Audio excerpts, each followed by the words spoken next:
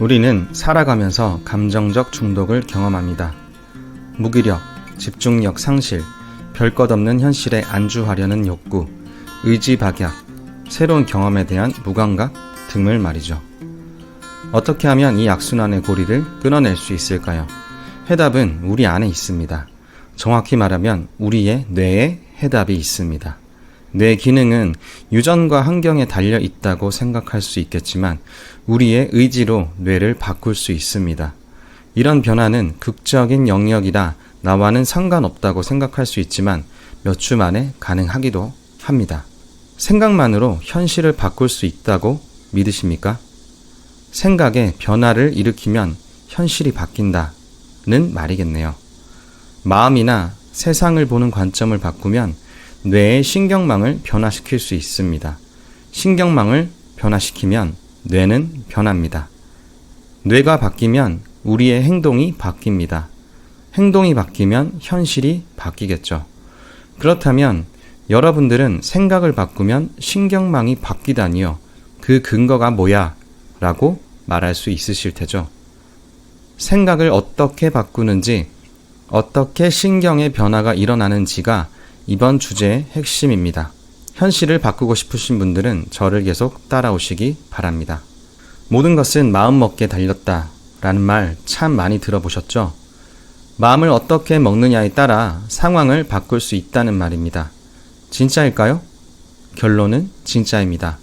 생각이 곧 현실이 된다는 말을 뇌과학에서는 어떤 생각을 하면 몸이 반응을 하도록 뇌가 화학물질을 분비하는 것입니다.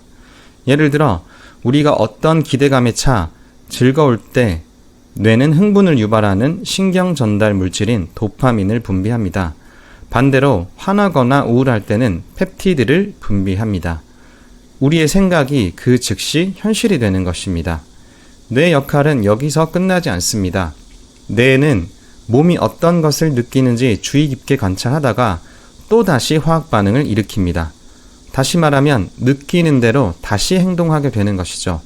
생각하면 느끼게 되고 느끼는 대로 또 생각하게 되죠. 생각, 느낌의 고리가 반복된다는 말입니다. 예를 들어 늘 자신감이 없는 철수라는 사람이 있다고 가정해 봅시다. 철수는 나는 못났다, 똑똑하지 않다고 생각하는 순간 뇌는 자신감을 떨어뜨리는 화학물질을 몸에다 전달합니다. 몸은 자신감이 없다는 느낌을 받게 되고 그 느낌은 다시 자신감이 없다는 생각을 만듭니다. 이 악순환이 계속되면 진짜 자신감이 없는 사람이 되고 말겠죠. 결론은 몸은 생각하는 대로 바뀌게 됩니다. 어떤 생각을 반복하면 뇌는 그 생각에 반응하는 화학물질을 몸에 전달함으로써 말이죠. 생각과 느낌이 현재의 우리를 만듭니다. 현재가 쌓여 미래가 되는 것이죠. 사실 생각이란 우리가 만들어내는 것입니다. 생각이 모여 습관이 되고 습관이 모여 태도가 됩니다. 긍정적인 생각을 하여 인생을 긍정적으로 바꾸는 것도 부정적인 생각을 하여 인생을 부정의 구렁텅이로 밀어넣는 것도 평소 우리가 어떤 생각을 하느냐에 따라 인생의 방향이 결정됩니다. 의식적인 생각도 계속 반복하면 무의식적인 생각이 됩니다. 자전거 타기, 운전 모두 마찬가지입니다. 처음에는 온 에너지를 다 써야 배울 수 있지만 자연스러워지면 그리 어렵지 않습니다. 긍정적인 생각도 마찬가지입니다. 의식적으로 긍정적으로 계속 생각하면 긍정이 무의식의 영역으로 옮겨집니다. 반대의 경우는 부정적인 생각을 끊어내어야 하는 겁니다. 무의식적으로 부정적인 내 모습을 바꾸려면 어떻게 해야 할까요? 의식적으로 노력해야 합니다. 명상과 자기 성찰을 통해서 자신의 무의식 속에 무엇이 들어있는지 들여다보고 최대한 객관적으로 마주해야 합니다. 그렇게 하여 더 이상 습관적인 화학물질이 만들어지지 않도록 해야 합니다. 이러한 화학물질들은 대부분 뇌의 명령을 거쳐 분비됩니다. 그렇다면 먼저 뇌의 구조와 역할을 알아야 되지 않을까요? 폴 맥린이라는 박사는 인간의 뇌를 구조와 크기, 기능에 따라 세 부분으로 나누고 이 세 부위는 바로 원시피질, 구피질, 심피질을 말합니다. 첫 번째 원심피질은 뇌관과 소뇌를 말하며 심장박동과 호흡과 같은 생존과 관련된 기본적인 기능을 조정합니다. 파충류들이 뇌의 많은 부분이 뇌관으로 이루어져 있어 파충류 뇌라고도 부릅니다. 두 번째 중뇌는 변연계라고도 불립니다. 체내 환경을 조절하는 다양한 기능을 하고 있고 본능의 감정, 즉 싸움, 도주, 공포, 성적 쾌감과 같은 그런 것들을 통제하는 기관입니다. 세 번째 뇌는 가장 최근에 진화한 대뇌 신피질이며 인간만이 이것이 비대합니다. 생각하고 계획하고 학습하고 기억하는 등 고차원적인 정신기능을 수행하는 부분입니다. 대뇌 신피질은 4가지 엽으로 나뉘는데 우리가 주목해야 할 부분은 전두엽입니다. 전두엽은 의식을 담당하는 부분인데요. 이 부분에서 배우고 생각하고 경험하는 과정이 일어납니다. 배우고 생각하고 행동에 옮길 때 신경회로는 새로 생겨나기도 하고 두터워지기도 합니다. 거꾸로 말하면 결국 배우거나 경험하지 않으면 새로운 신경회로는 젖게 만들어지고 우리는 조상으로부터 받은 유전자 혹은 만들어진 신경망 내에서만 생각하게 됩니다. 우리는 대부분 무의식적으로 행동합니다. 그게 편하기 때문이죠. 우리의 뇌는 에너지를 보존하는 천부적인 능력을 가지고 있어 하던 대로, 알던 대로, 생각하던 대로 하려고 합니다.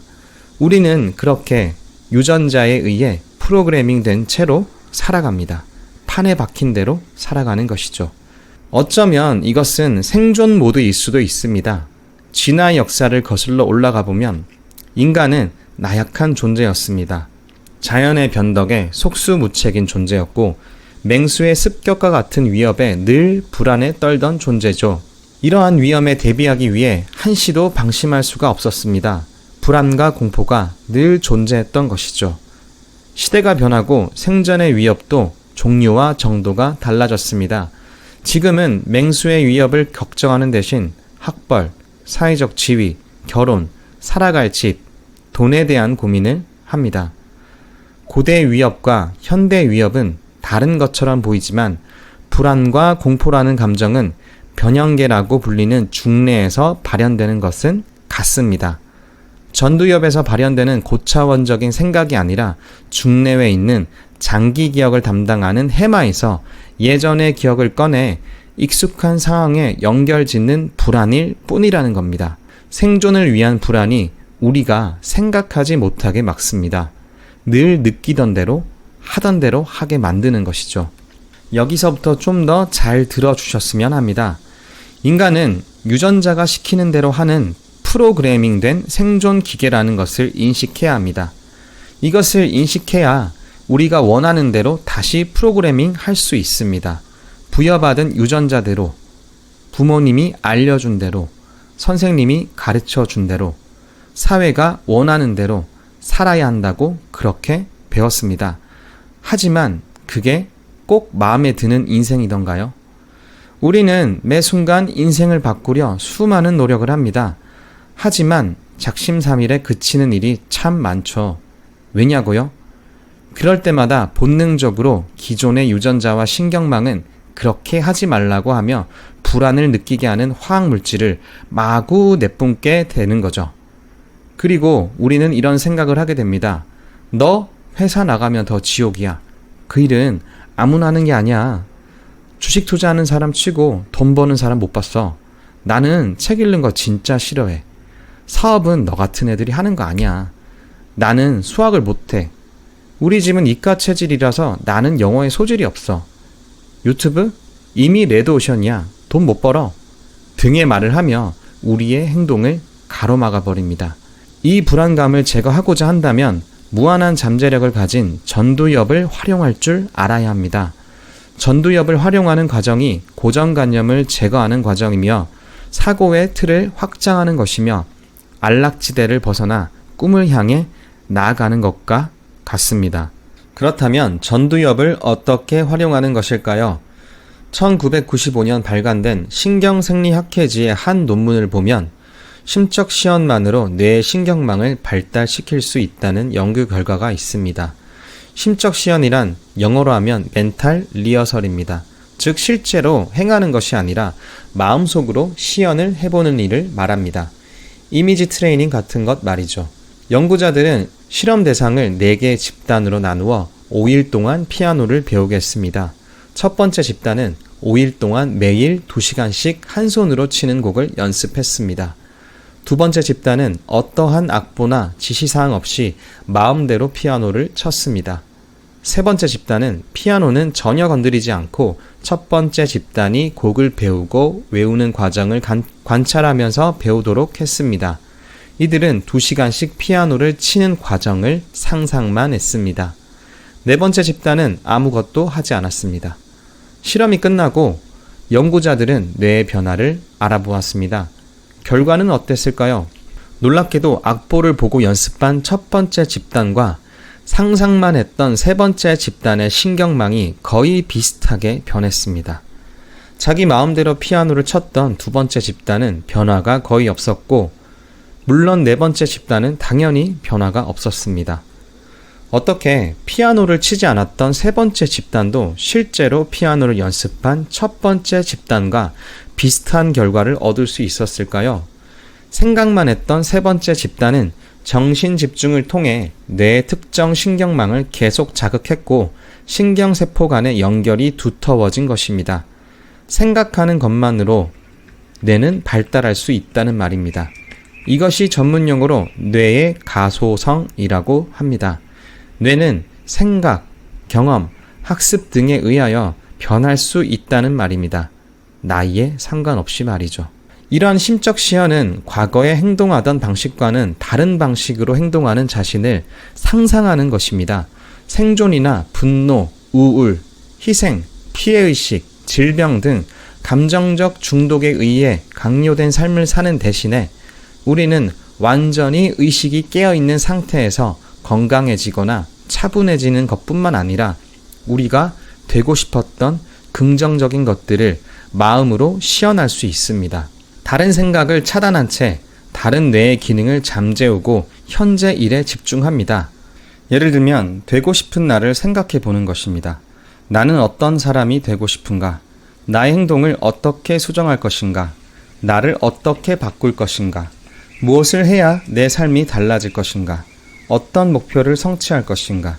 내가 상상할 수 있는 가장 큰 이상은 무엇인가? 내가 진짜로 원하는 것은 무엇일까? 등을 생각해 보는 겁니다. 마음속으로 이런 것들을 생각해 보는 게 바로 심적 시연입니다. 심적 시연은 시작일 뿐입니다. 우리는 이것을 반복하고 실제로 현실에서 일어나게끔 만들어야 합니다. 생각한 것을 행동하여 장기 기억으로 옮겨야 합니다. 장기 기억에 저장되기 위해서는 격렬한 감정이 동반되거나 의식적으로 어떤 경험을 반복해야 합니다. 처음에 서핑을 배울 때는 단순히 서핑을 하는 것이죠. 이 경험이 반복되면 서퍼가 되는 것이죠. 우리는 서퍼가 될 때까지 몸으로 직접 경험하고 반복해야 합니다. 특정 분야에 대한 충분한 지식과 경험을 가지고 있을 때 수많은 단기, 장기 기억들을 무의식적으로 회상할 수 있는데 이때 진정한 분야의 전문가로 나아갈 수 있습니다. 우리는 결국 생각을 바꾸고 행동을 함으로써 신경망은 재조직되고 활성화되어 우리가 원하는 바를 무의식적으로 해낼 수 있게 됩니다. 지식을 가지고 행동을 할 수 있다면 우리가 배운 것은 무엇이든지 될 수 있는 것입니다.